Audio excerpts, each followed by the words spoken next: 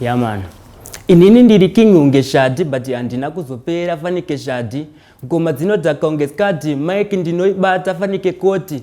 Mira one zvandoita kana ndapinda tinenge ndakushaura mafanzi vanondifaira uchaona vachindishamira. Yeah man. My real name Talent Zvirava. Ndobva kuKaroi. Culture Studios kune mufano wangu andoshanda naye. Ndiye akatanga kuimba kuno kwachitaona pa Facebook. Tupanika ngozoti arina ndinosvika ikoko anoratidza madirection. A song yangu inonzi Ndadhakwa is a party song. So me I say, alright them, yeah, tezo them. Your team me depan.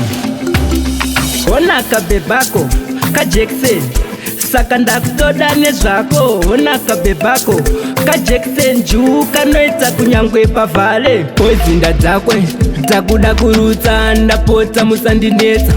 Boys Ndadhakwe, zvakawanda tozotaura mangwana ndichinge ndasoba. Boys Ndadhakwe, ndakuda kurutsa ndapota musandinetsa.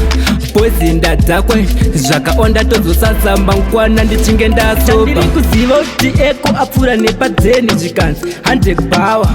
Kubva ipapo chiko chazoitika after ndamwa wawa ndati inini here asi ndakubhihevha kunge pere brand dzangu ingaikwesere handisirini tsvakai mumwe handichibvume. Boys Ndadhakwe, ndakuda kurutsa ndapota musandinetsa.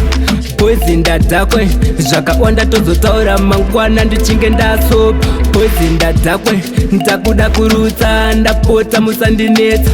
Boys Ndadhakwe, zvakawanda tozosadza mangwana ndichinge ndasoba. Zvandakusatsa zvinsisike DJ Pula aubisike dhanzi rakubvira aridzimike chero ndadhakwa kumba handisvike. Ona kabebako ka Jackson saka ndakutoda nezvako. Ona kabebako ka Jackson juu kanoita kunyangwe pavhale. Boys Ndadhakwe, ndakuda kurutsa ndapota musandinetsa. Boys Ndadhakwe, zvakawanda tozotaura mangwana ndichinge ndasoba. Boys Ndadhakwe, ndakuda kurutsa ndapota musandinetsa. Boys Ndadhakwe, zvakawanda tozosadza mangwana ndichinge ndasoba. Ndiri kuziva kuti eko apfuura nepadzeni zvikanzi 100 power.